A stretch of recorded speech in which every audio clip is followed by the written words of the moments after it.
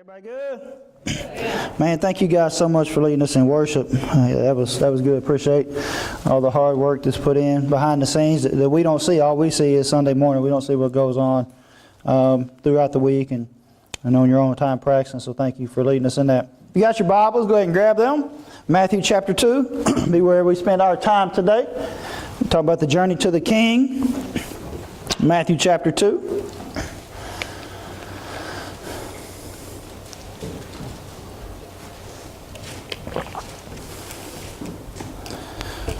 If you have not started Christmas shopping yet, raise your hand. Y'all in trouble. Man, y'all in trouble. I guarantee when we have the service on the 23rd, ask that same question. There's going to be some be like, should I raise my hand? Matthew chapter 2, we're going to look at verses 1 through 12. Jesus being born into the world was not a shocker because they expected, or the Jews expected a Messiah to be born. But when it did happen, it did kind of throw our world into a frenzy, and we're still in a buzz about it today, but for good reasons. So when it did happen, it wasn't that it just shocked everybody because it was expected, but it did.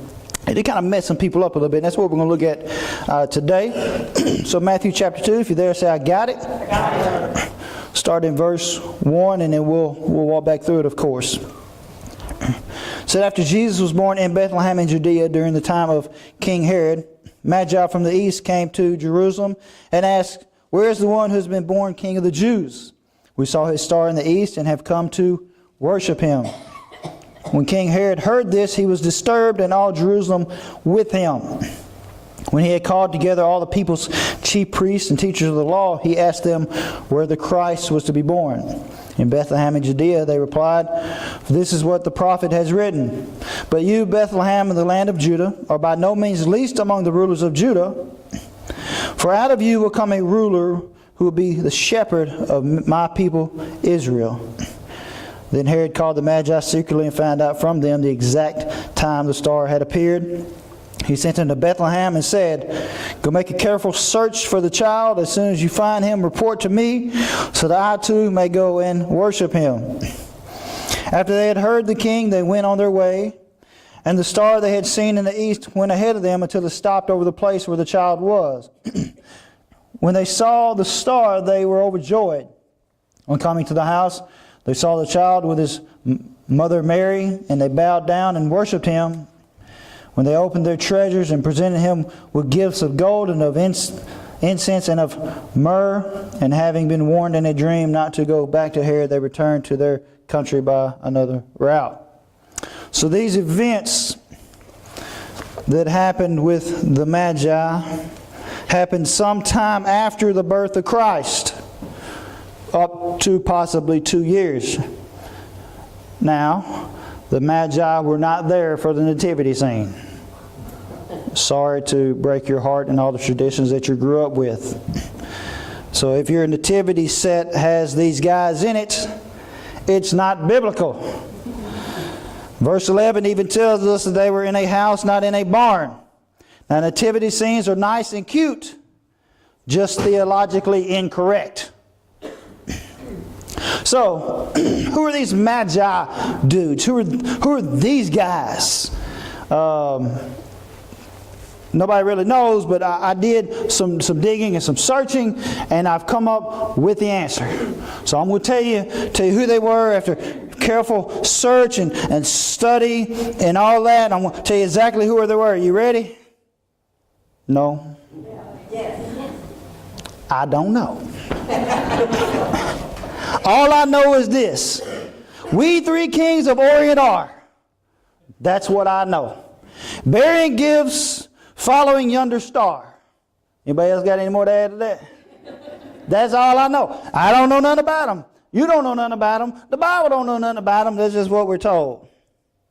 But in all seriousness, Magi were magicians. They were astrologers. There's a few mentions of Magi in the Old Testament when they were referred to as magicians, and some are referred to as enchanters.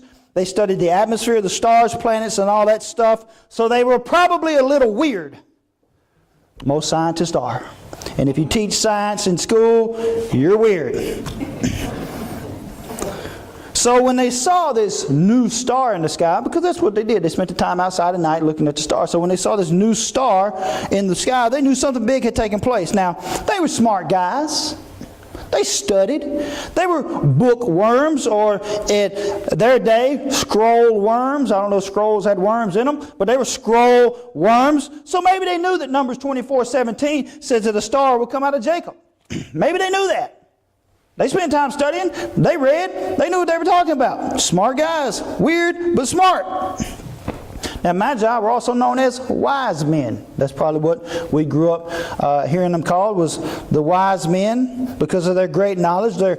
So much of their time they spent studying. So when they saw this star, because they knew how to study, they began to study it deeper. They went to figure it out. So that when they seen the star and they started digging and searching and trying to figure out what was going on, they went to Herod to inquire about this new star. So evidently they had heard, they had read, something had piqued their knowledge about this Messiah that was being born. Because like I told you, when we first started, the Messiah being born didn't shock everybody because everybody expected it, but it did throw the world into a frenzy. So they start digging into this thing. Now, this is what I want you to get out of this, because this is what I got out of this. Just them paying attention to their surroundings, to what was going on in their lives on a day-to-day basis. So they're paying attention, they're keeping notice of what's happening in life, and then something different takes place, which for them it's a star. But they're used to their surroundings, they know what goes on in their day-to-day lives, but because something happened, it caused them to pursue Jesus. So my question to you is where are you at in your pursuit for Jesus? Like really? Because it was Henry Blackaby in his study Experiencing God, and if you haven't never did that study, you should, because it's very, very good. Yes, it's older and it's outdated, but it is very good. The first Bible study I did on my own was Experiencing God by Henry Blackaby. Very good. I mean, I'm not trying to sell it, but I'm telling you, it's very good. You should get it. But he said in this study, he said, you must make major adjustments in your life to join God in what He is doing. So do you know your surroundings well enough to know when God tries to get in your business? So are you in tune with what's going on in your own life to see that, oh, wait a minute, this is different. Maybe God is trying to show me something. Maybe God is trying to tell me something. So if I will get on board with what He's doing, then maybe I can pursue Jesus. You know, I try to read the Bible with an imagination, which sometimes it's scary. So I'm just going to be honest with you. Nowhere in the Bible does it say that there were 3 wise men or 3 magi. Nowhere. Okay, I don't know if it's because they brought 3 different gifts. I don't know how they got that there was 3 of them, but, you know, that's what the song says. So that's what we're going off of today, okay? So there were 3 of them, all right? Deal? Deal?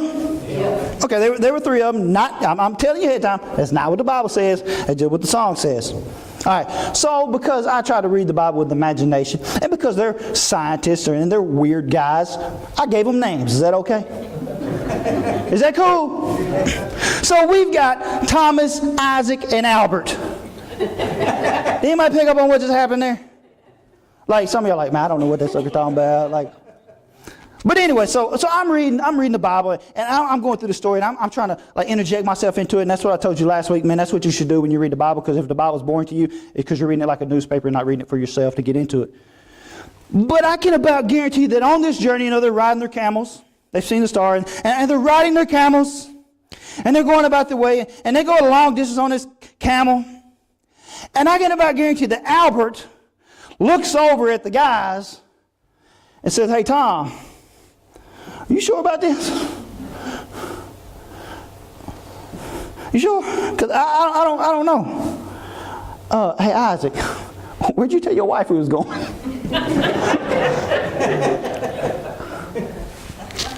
I told you I'm weird, man. But think about it, for real. They were chasing a light in the sky. They were following a light in the sky. Like, I don't mind sitting out under the stars at night and looking at them and just taking in God's magnificence, but I ain't going to see one particular one. It's like, hey, Amy, load up the kids, let's go. We follow them now. I mean, I ain't doing that. But they're following a light in the sky. I mean, I want you to get this, because this is all they knew. This is all they knew. There's supposed to be a king born. That's it. That's all they knew. They had no clue. There's a new star. We heard some stuff. We read some stuff. It's supposed to be a Messiah that's supposed to be born. And I don't know. Saddle up, boys. Let's go. Regulators, mount up. You know what I'm saying? And then the story gets even better. Because they stopped and asked for directions, did they not? Did they not? Come on now, did they not stop and ask for directions? Help me out. Or I'm going to go back and sit down. We're going to sing some more songs. And we'll start over. They stopped and asked for directions. Grown men don't stop and ask for directions. Okay? That has not happened since the birth of Christ. Amen? And all the women agreed, right? Men don't ask for directions, they rationalize. So they're riding along. You know, these three smart guys, Tom's like, man, we can't go ask for directions. This would be embarrassing. And then Isaac says, I know I've seen that camel in bush before. I recognize that. We're getting somewhere now. But anyway, they did. They stopped and they asked for directions. Now, let me get real with you for a moment in your pursuit of Christ. Sometimes you have to stop and ask for directions. You just do. You can't ride solo in this thing, man. And if you think you can ride solo, you might as well go and give your life over to the devil, because he's got you where he wants you anyway. Listen, these dudes were literally geniuses. These smartest dudes on the face of the earth, and they stopped and asked for directions. So don't think for one moment that you're good enough in your faith to just show up on a Sunday morning and sing some songs. Now, of all the people they did stop and ask for direction for, it happened to be Herod. Like, I mean, why that guy? But that's just what it is. And Herod doesn't know. So what does he do? He calls in all the religious leaders. He calls in all the chief priests, all these scholars to answer the Magi's questions. So when they get all the preachers of the day together, all the pastors, all the deacons, and all the elders, they get them all in there together. And Herod asked them where the Christ is to be born. They were like, shoot, man, everybody knows that. Bethlehem. Well, Herod didn't know. Everybody else knew.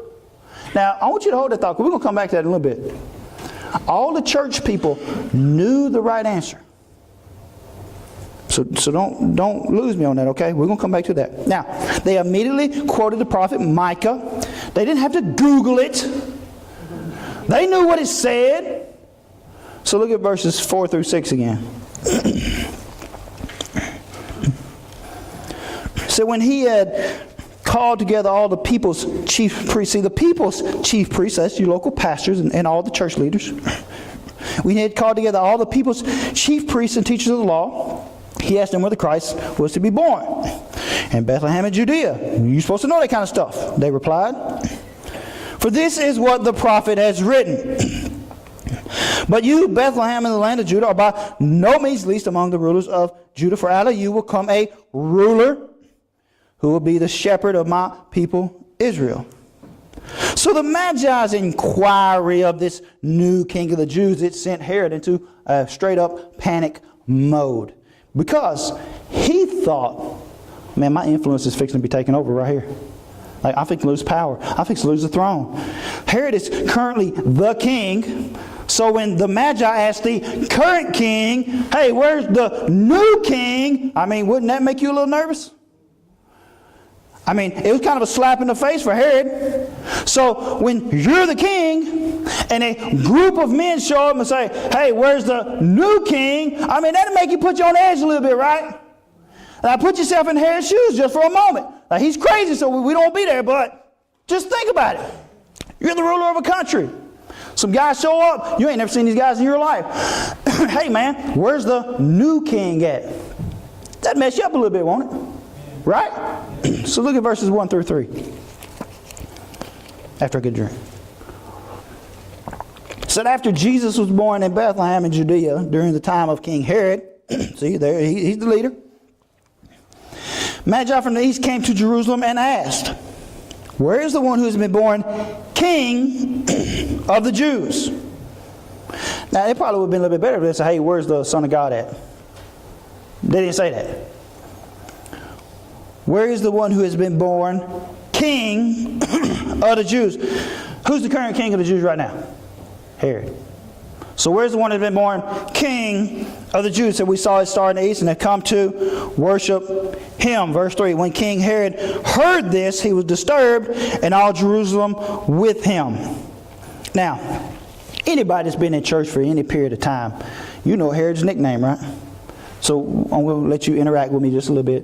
You got one word to say. Okay, I'm going to say his name, and you fill in the blank. Herod the...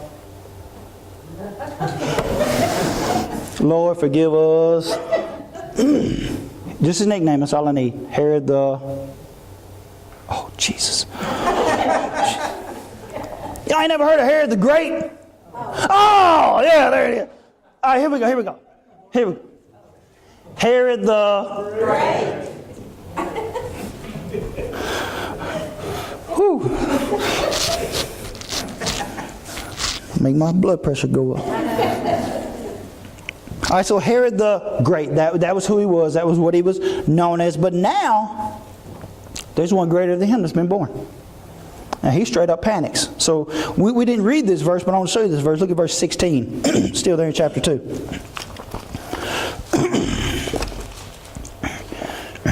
When Herod realized that he had been outwitted by the Magi, he was furious and gave orders to kill all the boys in Bethlehem and its vicinity who were 2 years old and under, in accordance with the time frame he had learned from the Magi.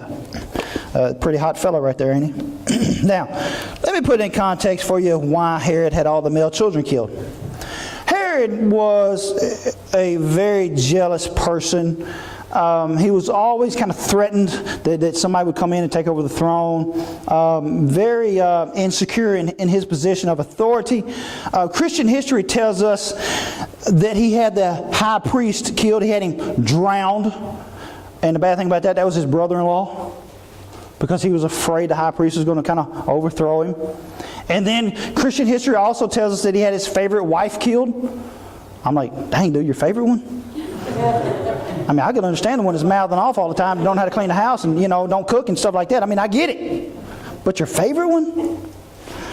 But so he was crazy. And then we're also told that he had two of his older sons killed because he was scared that they were going to grow up just old enough to take him off the throne. Now, this is why he had all the children 2 years and under killed. It wasn't that he was just trying to kill Jesus. He was trying to kill anybody that thought was a threat to him. And his own son was one of them. The third son that he had was one of them 2-year-old children that was killed. So he was wiping out everybody. Everybody. Because he was so insecure. Dude was crazy. So now, don't that put it into context a little bit of why he panicked? When they said, hey, where's the king of the Jews? Right? Because he was in constant state of paranoia. He was always afraid that he was going to lose the throne. And then what's crazy about this, verse 6 gives us one key word about how Jesus is going to rule. So just real quick, verse 6, and that's that word shepherd at the end of it. It said, but you in Bethlehem in the land of Judah are by no means least among the rulers of Judah. Now here we go.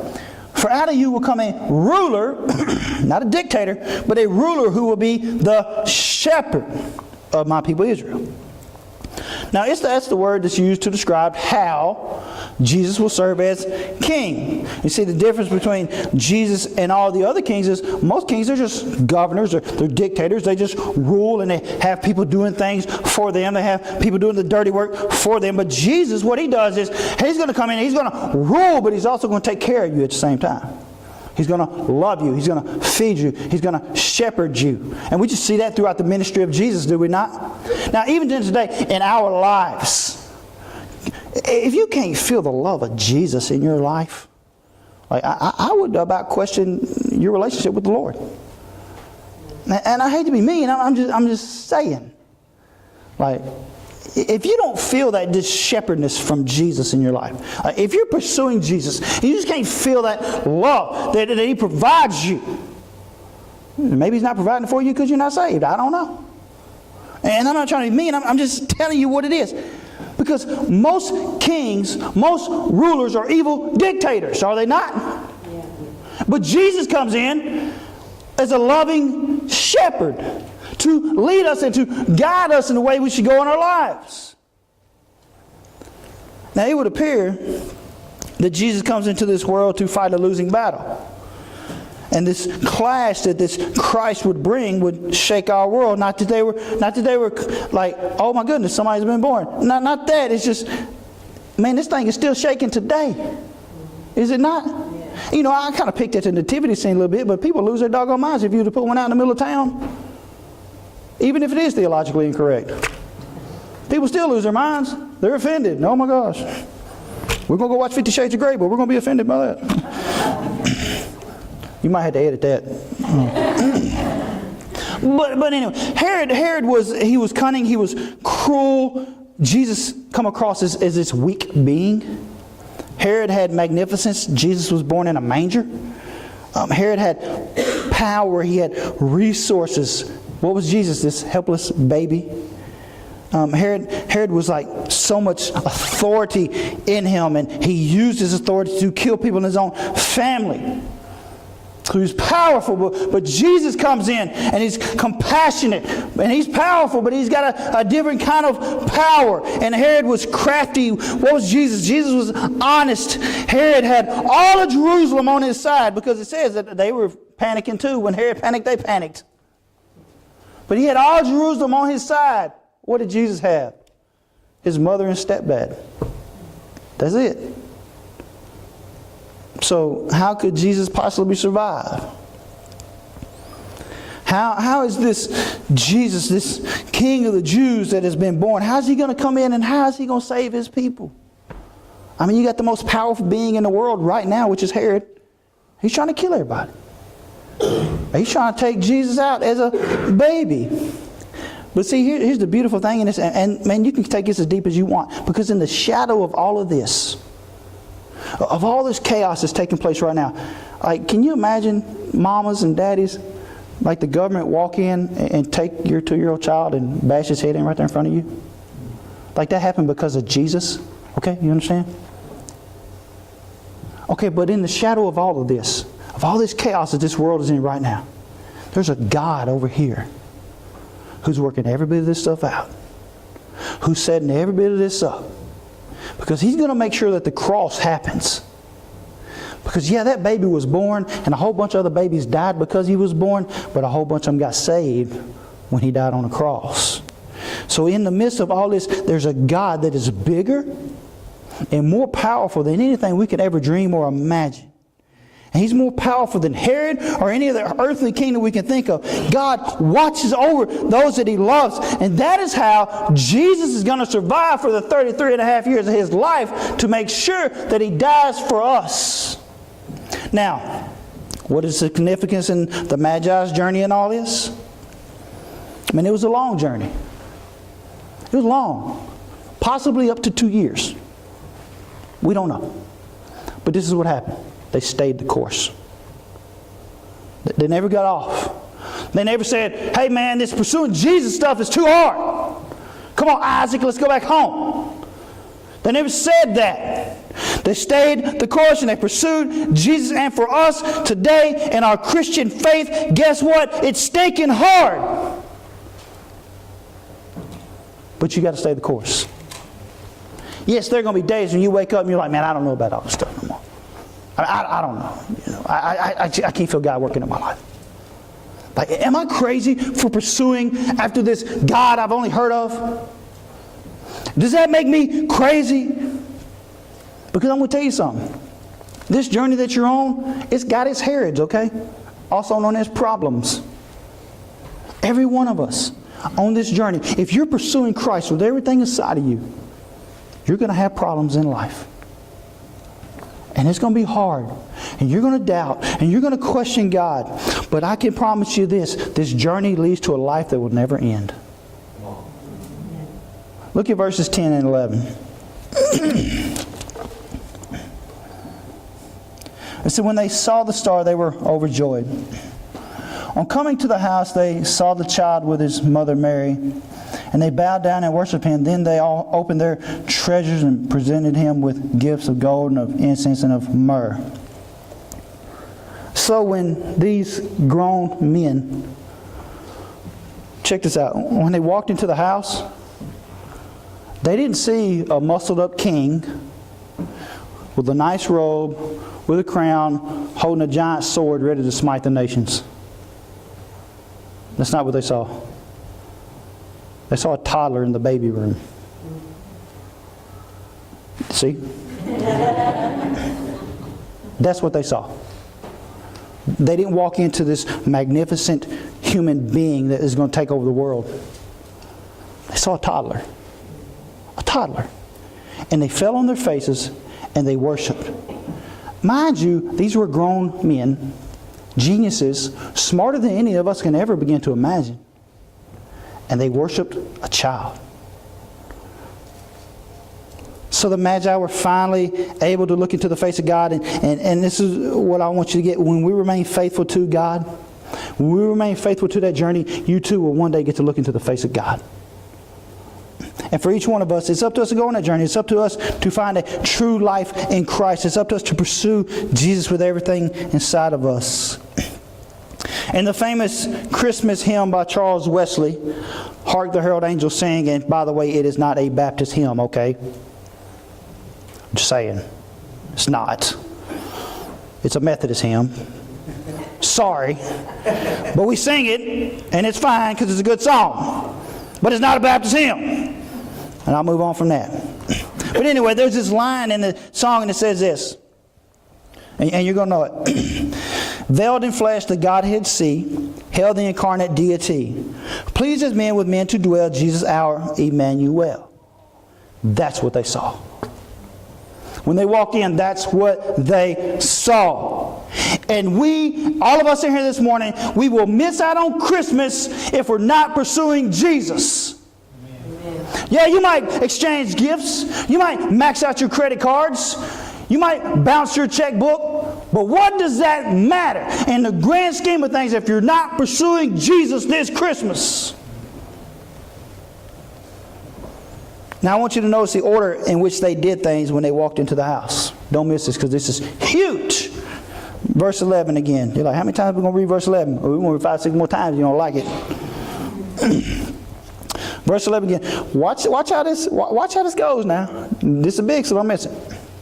On coming to the house, they saw the child with his mother Mary, and they bowed down and worshiped him.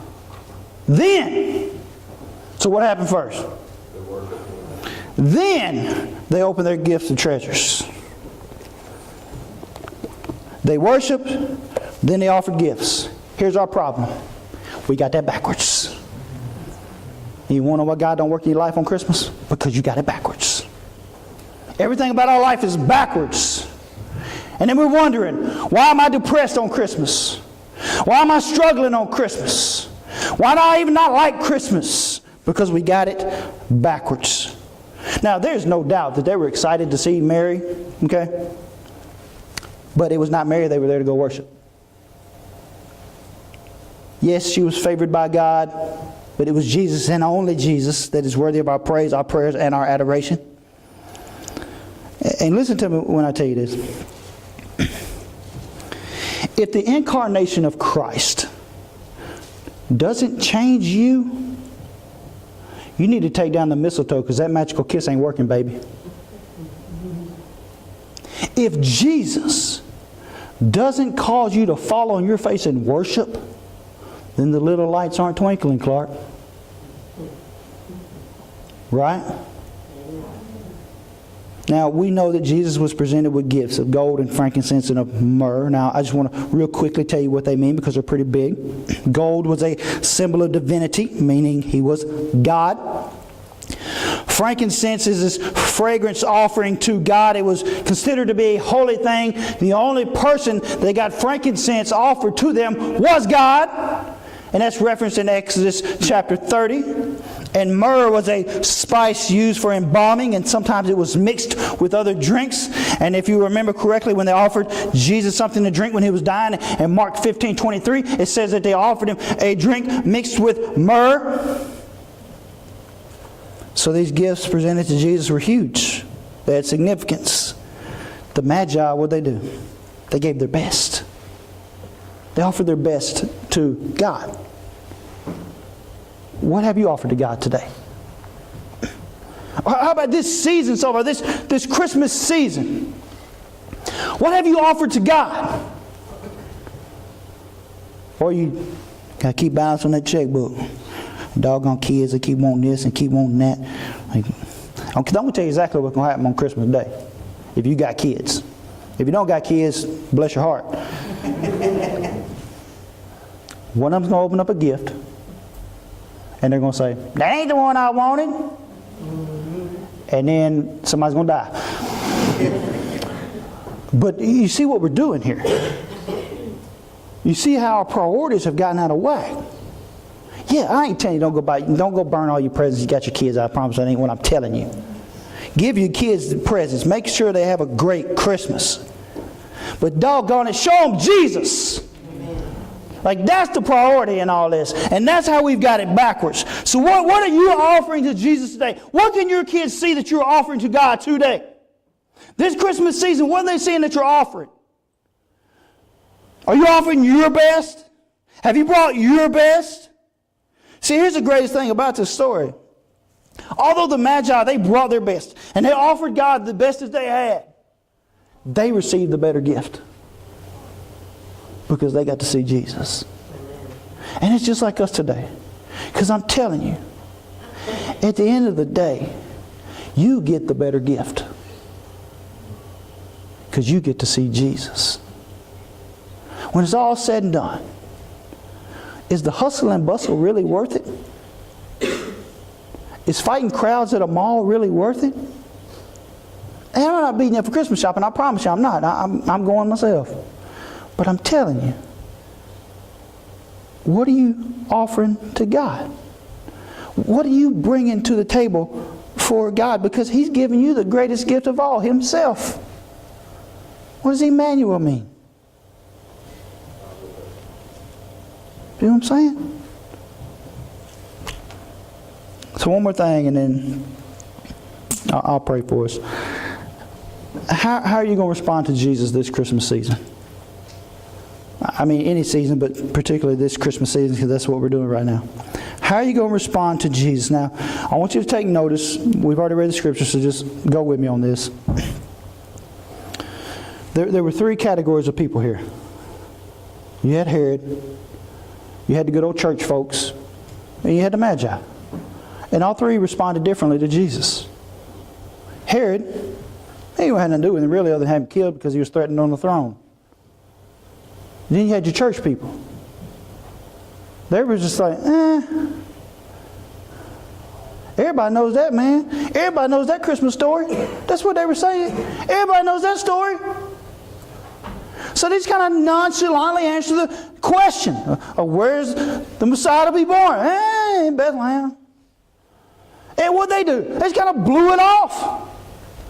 We don't really care. I mean, we know what our Bible says. We was in church last week, so what? Then the Magi. That's where we should be. Passionately pursuing Jesus.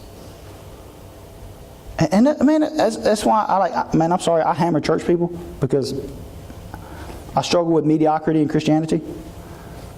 But the church people, they were like,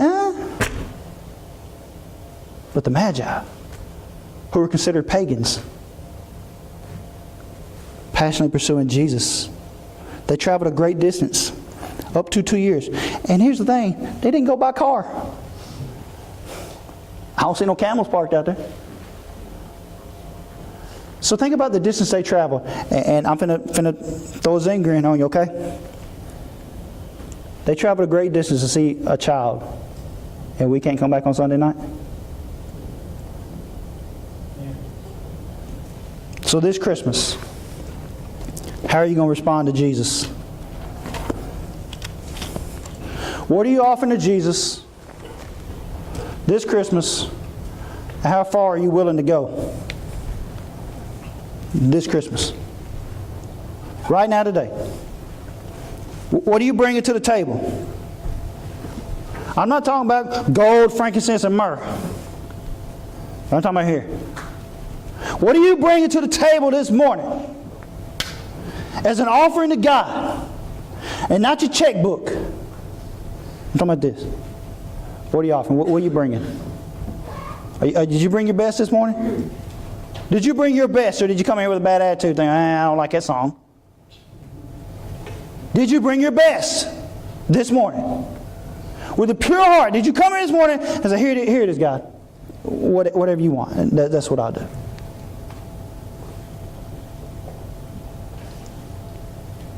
Think about it. I'm going to pray for us. Father, we love you and thank you for Jesus. But in that, God, forgive us for our mediocrity and the way we approach our Christianity. And God, I don't want to beat nobody up. I want to build people up. But God, all we got to do is look around and kind of see the holiday season. And yes, it's a celebration. But what are we offering to you? God, this is where I'm at. And God, forgive me. Start with me for not bringing my best. God, my mind is racing just like everybody else's.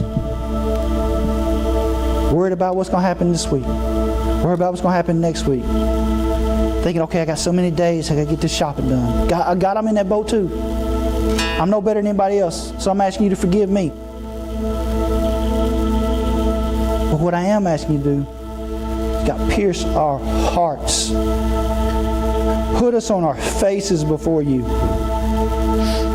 Help us to pursue you. And God, it's just an amazing thing to see in your word today. Some dudes get on some camels or donkeys or whatever it was. Take a journey that lasts up to 2 years just to worship you. We can't drive 5 minutes down the road. God, forgive us.